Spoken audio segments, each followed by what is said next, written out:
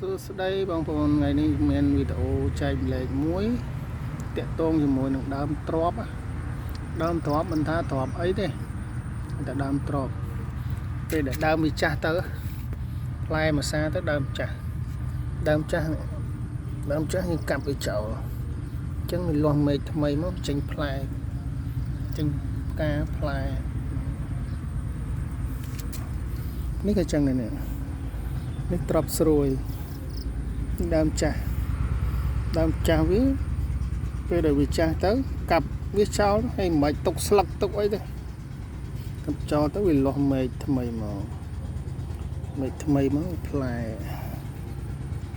គឺវាល្អដូចយើងដាំដំបូងចង់ល្អជាងដល់នេះខ្ញុំទៅកាត់ទៅវាលាស់ចេញមកស្អាតជាងយើងដាំដំបូងដូចពីដើមនេះអីហ្នឹងណាខ្ញុំកាត់ដើមចាស់ចោលមិនចាស់